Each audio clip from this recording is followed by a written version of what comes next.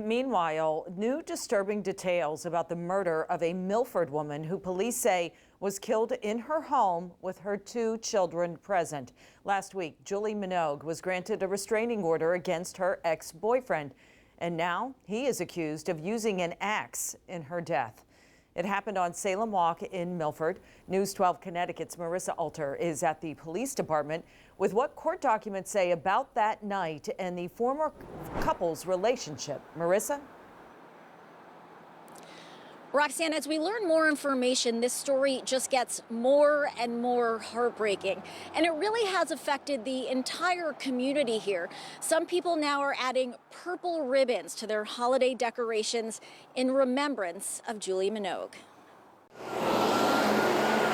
For the 3rd year in a row, many street signs in Milford are wrapped in holiday cheer. But among the red and green, you might also find purple ribbons. A social media effort is asking people to add them to take a stand against domestic violence and honor victim Julie Minogue. Minogue's ex-boyfriend, Ewan DeWitt, is charged with her murder. Minogue had a protective order and a restraining order against DeWitt. In filing for the latter, she wrote, "I am scared for the safety of my children and I. Ewan has got himself into a lot of trouble with drugs and alcohol, and I'm scared he's going to kill me." Tuesday night, he allegedly did, with an axe, while her 3-year-old and 17-year-old sons were home. According to court documents, the teen told police he'd been asleep in his room when screams woke him up.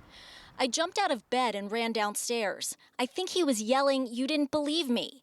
I looked at my mom for a split second and her head was sideways next to the sink on the ground. Her body was all over. I just see blood all over." The teen then ran back upstairs, locked the door, and called 911.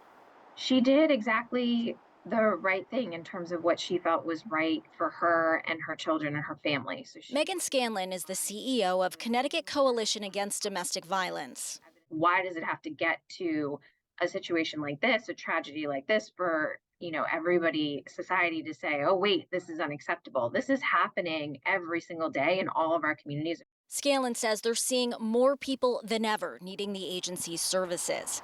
The level of violence has also increased significantly over the last year.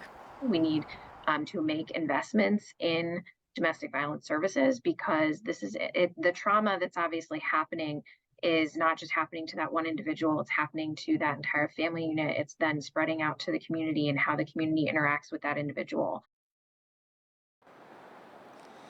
Yeah, and another heartbreaking detail from the arrest warrant is when police arrived on scene, they found Minogue's 3-year-old son on the couch in the living room, seemingly in shock. He had a blank stare, he wasn't crying, and he wasn't responding to officers.